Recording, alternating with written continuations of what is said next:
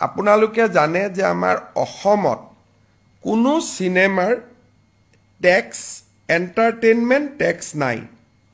কিন্তু ভাৰত চৰকাৰে সিনেমা টিকেটৰ বিনিময়ত এটা জিএসটি কালেকশন কৰে যদি 100 টকাতকৈ ওপৰত টিকেটৰ দাম হয় জিএসটি 18% লয়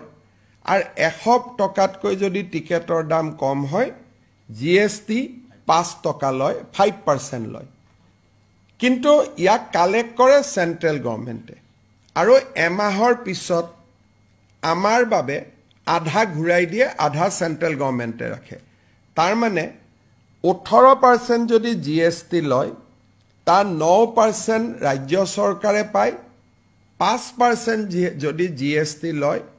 তাৰ 2% ৰাজ্য চৰকাৰে লাভ কৰে আমাৰ শিল্পী সকলোৰে মৰমৰ আদৰৰ জুবিন গাৰ্গৰ জীৱনৰ শেষ সিনেমা ৰৈ ৰৈ বিনালে সিনেমা হলত 31 তাৰিখে আহিব যেহেতু ট্যাক্স এক্সেম্পশন দিয়াৰ কোনো প্ৰভিজন নাই কাৰণ ট্যাক্স আমি কালেক্টে নকৰো ভাৰত চৰকাৰে কালেক্ট কৰে গতিকে যিখিনি জিএসটি এমাহৰ পিছত আমালৈকে ঘূৰি আহিব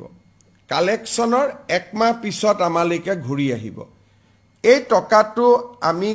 কি কৰিম তাৰ বিষয়ে আমি কেবিনেটত আলোচনা কৰিছিলো আৰু এই বিষয়ে আমি জুবিন গাৰ্গৰ পত্নী গৰিমা গাৰ্গৰ লগতো আলোচনা কৰিছিলো আলোচনাৰ শেষত বিশেষকৈ গৰিমা গাৰ্গৰ পৰামৰ্শ অনুসৰি এই জিএসটিটো আমি কলাগুৰু আৰ্টিষ্ট ফাউণ্ডেশ্যনক উভতাই দিম কলাগুৰু আৰ্টিষ্ট ফাউণ্ডেশ্যন কি ই জুবিন গাৰ্গে প্ৰতিষ্ঠা কৰিছিল আৰু ইয়াৰ ফাউণ্ডাৰ আছিল জুবিন গাৰ্গ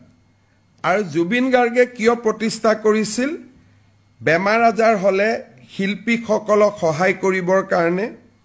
আৰু বানপানীৰ সময়ত ৰাইজক সহায় কৰিবৰ কাৰণে ষ্টুডেণ্টক এডুকেশ্যনত সহায় কৰিবৰ বাবে জীৱন কালত জুবিন গাৰ্গে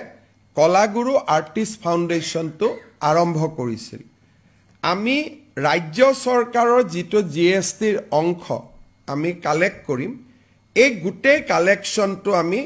কলাগুৰু আৰ্টিষ্ট ফাউণ্ডেশ্যনত আমি ডনেট কৰিম আৰু এই ফাউণ্ডেশ্যনটো মই আগতে কৈ যোৱাৰ দৰে ই জুবিন গাৰ্গে গঠন কৰিছিল দুখীয়া মানুহক সহায় কৰাৰ কাৰণে আৰু মই ভাবো যে এই পুঁজি কেইটাৰে তেখেতৰ যেটো জীৱন কালত তেওঁ যেটো লক্ষ্য আছিল উদ্দেশ্য আছিল এই টকাখিনিৰে মৃত্যুৰ পিছতো তেওঁৰ আদৰ্শক জীয়াই ৰখা কামত সহায়ক হ'ব আৰু বিষয়টো আমি তেওঁৰ পৰিয়ালৰ লগতো আলোচনা কৰিছিলো পৰিয়ালেও বিচাৰে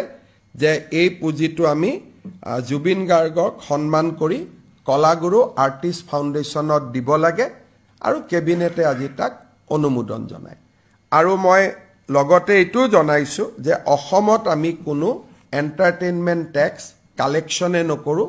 বিভিন্ন ৰাজ্যই কৰে কিন্তু অসমত আমি এন্টাৰটেইনমেন্ট বা আমোদ কৰ আমি ৰাইজৰ পৰা নলওই গতিকে তাক ৰেহাই দিয়াৰ কথাও নাই যেহেতু আমি নিজে নলওয়ে এইটো ট্যাক্সি জিৰো